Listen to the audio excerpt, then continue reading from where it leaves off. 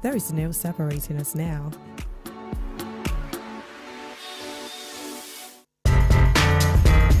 From the greens of golf to the court of tennis and basketball, the octagon of UFC to the square room for boxing, track of Formula One, and the pitch of football. Join the sports crew on Sport Hub, 6 to 7 p.m. Mondays and Wednesdays, Fridays 5 to 6 p.m. and 2 p.m. on Saturdays. Here on iMpact Radio 102.1 FM, Lagos. Reviews, views, and interviews, just the way you like it. Exclusive on High Impact Radio 102.1 FM, Lagos. Sport Hub for all the updates and analysis.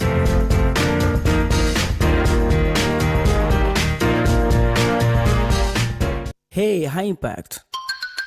Hi, how may I help you? Who is the fastest man in the world? That's very simple. It's Usain Bolt. He is the fastest runner on the planet, setting the world record for the shortest 100 meters sprint time of 9.58 seconds. Wow, thank you. You're welcome. Hey, High Impact. Hi, how may I help you? So I have chess game with my friend later on today. When is the best time to play chess game? I guess you're bored. Usually in the evening, but definitely before you are too tired. My very best chess, of course, is generally played at the times when I'm winning, unless my opponent decides to take a bow. I'm definitely not taking a bow. Thank you. I hope you win. Hey, High Impact. Hi, how may I help you? Who is the shortest basketball player in the world? I like your curiosity. I'll tell you. Muggsy Bogues is the shortest player in the National Basketball Association history, listed at 5 feet 3 inches tall. He was drafted 12th overall by the Washington Bullets in 1987. Oh, wow, that's interesting. I'm glad you asked. Hey, Impact. Hi, how may I help you? I've been curious. Who exactly is the youngest swimmer in the world? Oh, I'll tell you. Alexander Rek, age 10, is the youngest and fastest swimmer in World Championships history.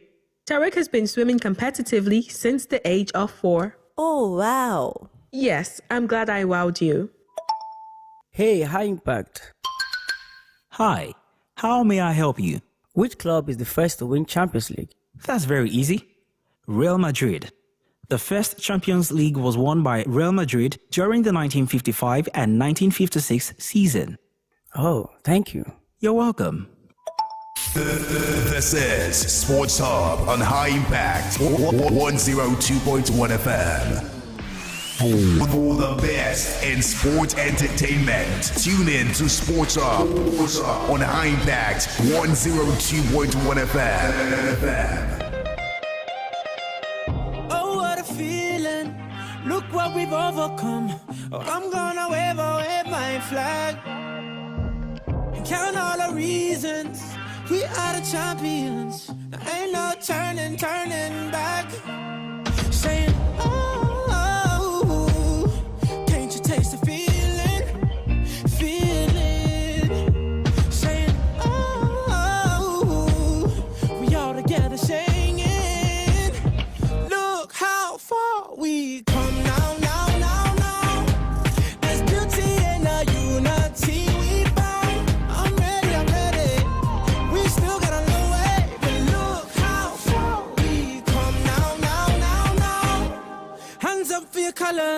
Sports Hub Show is live on your radio. iPad Radio 102.1 FM. Second installment of the show for today, Wednesday, the 10th in the month of December, year 2025. Amazing evening right here to go through all of the major stories making the rounds in the ever exciting, ever dynamic, and sometimes controversial world of sport. We'll not be doing bits and pieces this evening. We'll be looking to dissect all of the hot topics, taking you through the major stories currently making the rounds. Earlier this morning, we looked at the reactions from the actions that went down overnight, especially in the world of the UEFA Champions League. But in case you missed it, the Sports Hub Show comes to your areas Mondays, Wednesdays, and Fridays.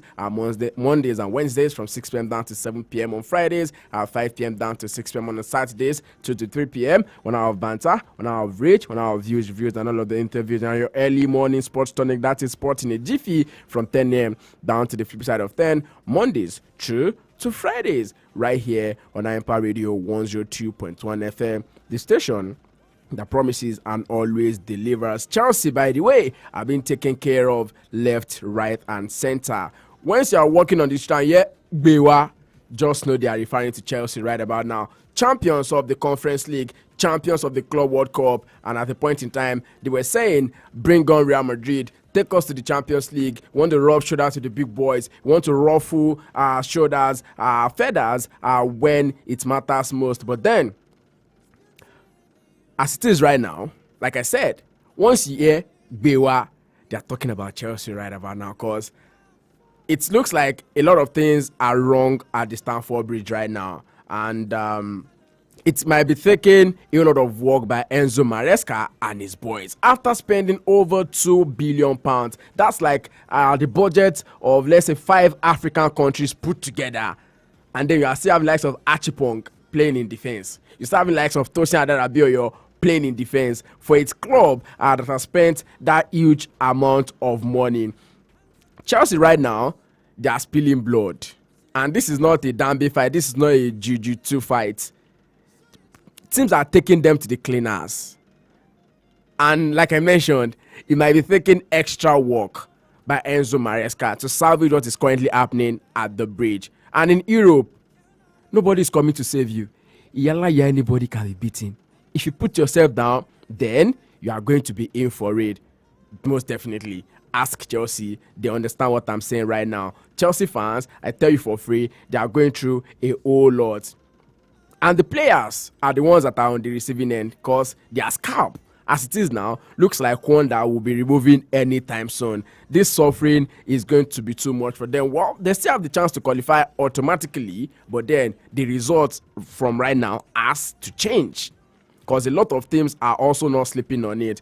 Last night was Atalanta, and also they made sure that they are also amongst the top dogs in the UEFA Champions League rankings as we speak right now. Maybe Arsenal will be doing wonders against Club Brugge later tonight to also cement their place at the top of the table. We'll be looking to talk about that later on the show. A couple of matches went down last night. Barca, as it is now, it's just for you to score Barca first. Once you score, trust me, they will also score again.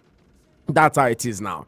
So Barca will wait for you because they don't have the urgency, they don't have the alacrity to score you first. But make sure you score them, then you are going to get the response you need to get from them. Lots of matches went down in the UEFA Champions League last night, and I'll be looking to review some of those matches while also preview the games that will be coming up later tonight in the world of football. And in the African setting, guys, AFCON is just 11 days away, and we're waiting for the list by the Nigerian Football Federation and also Coach Eric Sekechele. Well, the word on the street is that the list is ready. Of course, it has to be ready. I'm sure that by now, CAF already has the list, but this is Nigeria. Anything can happen. I mean, the unthinkable happens in this part of the earth. So yes, we'll be waiting because the deadline, according to reports, is supposed to be today, Wednesday, but it can still happen tomorrow. So we are waiting to see by tomorrow the list of the 28 players that will be perusing the African Cup of Nations, the 35th edition, by the way, right there in the Kingdom of Morocco. All of this and many more we'll be talking about in the course of the show this evening. Sports Off Show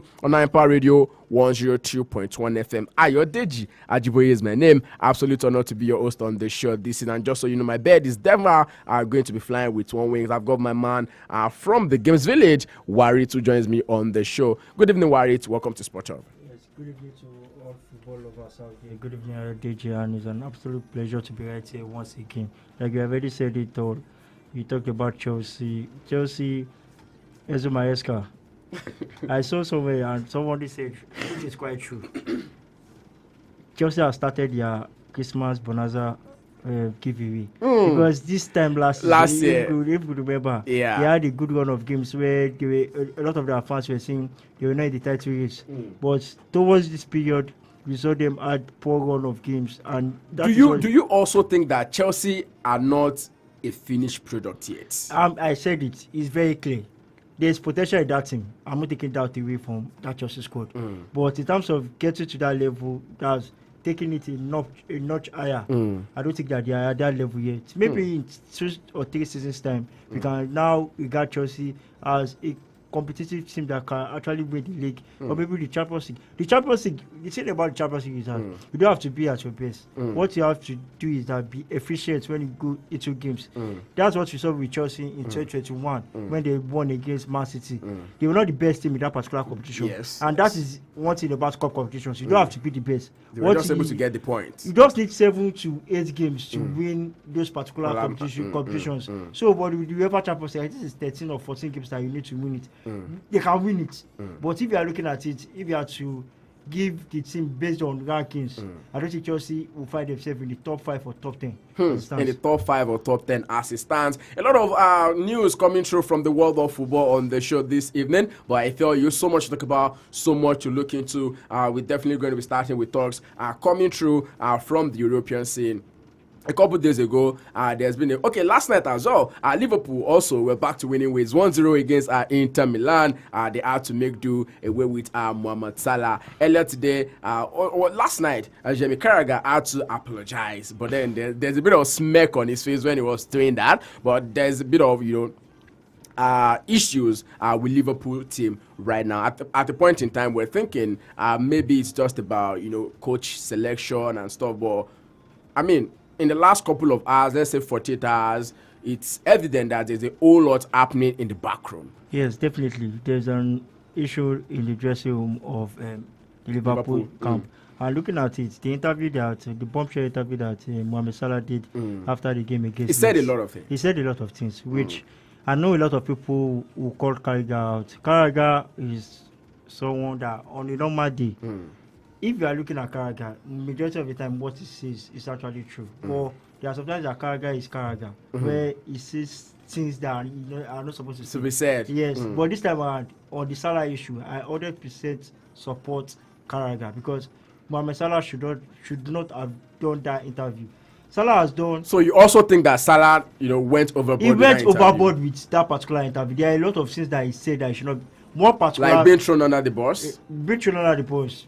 I don't know about him being thrown under. That's the. Or being made a scapegoat. One thing he pointed out, which I do agree with him, is that because of what he has done in time past, he's feeling entitled that he should play games.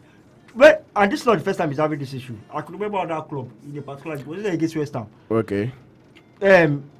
Club benched him in that particular match, and when he was about to bring Salah on, Salah never handshake Klopp in that particular. He was upset with the decision that Klopp made. This is Salah who doesn't do interview on a regular basis. When Salah does an interview, there's an agenda at stake for that interview. He has done 4 in the last 8 years, and those 4 were kind of headline news as at that period. So I mean, it's safe to say that Salah is a man of the headlines. He likes controversy a lot, and this time around, he went overboard with it. It's giving the Ronaldo vibes that Ronaldo did when he was at United. He already knew that ahead of the World Cup that I don't think that this is working with me at United because of the coach that was there. He did the interview with Piers Morgan, and after that, it was a mutual agreement between both the club and the player that they should part with. And I see the same thing happening with Mohamed Salah. A lot of players have come out. So you also think that Salah might be leaving come January? Salah might be leaving come January because what he said in that interview, he also said something that the Brighton game is inviting his parents that's at Anfield to come out and he's going to say his goodbye going to the AFCON. Now, Ancelotti said that this issue can be resolved if Salah can admit that what he did was wrong. But are we going to see that from Salah? A lot of these players have an ego. We are seeing because when you are earning a lot, but a player cannot be bigger than the club. That's it. A player cannot be bigger than the club. That's the statement that we are. It's an emphatic statement. Yes, because if you are overlooking one certain player because of what he has done, because he's the best player in that team. Well, unarguably, if you ask me, unarguably, is like the best player for Liverpool in the last 5-6 seasons. No, but I'm not taking it. I mean, he singularly gave them the English Premier League last season as well. I'm not taking it. I mean, last year he had like 45 goal contribution. I'm not taking away the credit from Salah. Salah is a Liverpool legend. Yeah. Even Yorubas will say Allah alone we are. I mean, that's enough CV for him. To say that yes, I deserve to continue to play. But in recent times, because we have always said that you are as good as your last game. Yeah. as Salah performed in recent times. I saw his stats as at before March 1st of this year. Salah played, I think, 34 games. He had 30 goals, 22 assists. After March 1st, he had played 32 or 30 games or so. And he has 9 goals, 4 assists. You can see the drop in form. From 30 goals to 9. So it is safe to say that that time when he was, when he was scoring a lot of goals, there's like something he was chasing. He was offering a lot in that Liverpool team. But currently, Liverpool are struggling. If Salah plays, they are struggling. If Salah doesn't play, they are struggling. And now, 2 games that Salah hasn't started or hasn't played, he have won. West Ham and Inter Milan yesterday. So Salah has a lot to do. If he knows that he wants to, because you can't tell me that Liverpool gave you renewed your contract and they are paying you 400,000 and you are giving out that numbers you are giving out currently. Liverpool are struggling and you don't have to worsen the situation by coming out to do interviews like this. A lot of people also criticize Ronaldo when he did that. I don't think a lot of people should allow this to bypass Salah because of what he has done in time past. All right. So that's my own take on so much to talk about, so much to look into. Sports Offshore right here on Empire Radio 102.1 FM. Such Remember that we're streaming live on our YouTube channel at iImpact 102.1 FM right there on YouTube, and our Facebook fan page at iImpact Radio 102.1 FM. You can as well be a part of the show this evening. Call us up, send us a message on WhatsApp, maybe a regular text message, 0907 224 5018 0907 224 5018 is the gateway to the studio. Bringing it back home right now, let's take a stop in the world of football. On the home front, I'll be talking about the Super Eagles of Nigeria. Like I mentioned during my introduction, it's just 11 days still at the biggest footballing tournament on the planet Earth. Yes, you cannot take that away from us. This is our AFCON. This is our pride. It is more than football. It is more than football. It is more than the round letter game. This is a religion. This is a culture. This is a festival. And we upholding it with everything that we've got. Even when FIFA are doing everything humanly possible to take away that sense of the importance of the tournament itself, the sense that it is a tangible event. They want to take it away from us, but